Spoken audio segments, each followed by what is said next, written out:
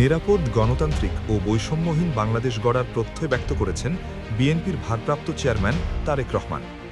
রাজধানীর ৩৬ জুলাই এক্সপ্রেসওয়ে এলাকায় বৃহস্পতিবার বিকেলে আয়োজিত এক বিশাল সংবর্ধনা অনুষ্ঠানে তিনি বলেন, আমরা এমন একটি নিরাপদ বাংলাদেশ গড়ে তুলতে চাই যেখানে একজন নারী, পুরুষ কিংবা শিশু ঘর থেকে বের হয়ে নিরাপদে আবার ঘরে ফিরতে পারবেন। বক্তব্যের শুরুতে দেশবাসীকে শুভেচ্ছা জানিয়ে তারেক রহমান স্মরণ করেন বাংলাদেশের গৌরবময় ইতিহাস। তিনি বলেন, ১৯৭১ সালের লাখো শহীদের রক্তের বিনিময়ে স্বাধীনতা অর্জিত হয়েছে। ১৯৭৫ সালের ৭ নভেম্বর সিপাহী জনতার বিপ্লব দেশকে আধিপত্যবাদীদের হাত থেকে রক্ষা করেছিল।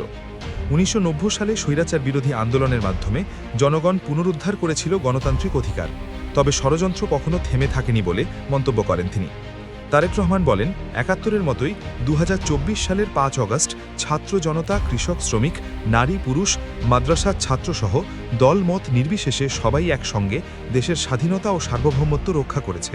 তিনি বলেন, বাংলাদেশের মানুষ আজ কথা বলার অধিকার ফিরে পেতে চায়।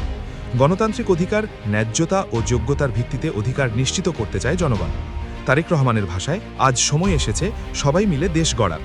ধর্ম, বর্ণ নির্বিশেষে সবাইকে এক কাতারে আসার আহ্বান জানিয়ে তিনি বলেন, বাংলাদেশে পাহাড়ের মানুষ আছে, সমতলের মানুষ আছে, মুসলিম, হিন্দু, বৌদ্ধ, খ্রিস্টান সব ধর্মের মানুষ বসবাস করে।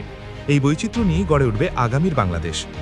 বক্তব্যের শেষাংশে তিনি বলেন, আমরা এমন একটি বাংলাদেশ গড়ে তুলতে চাই যেই বাংলাদেশের স্বপ্ন একজন মা দেখেন, একটি নিরাপদ বাংলাদেশ যেখানে নারী, পুরুষ ও শিশুর নিরাপত্তা নিশ্চিত থাকবে।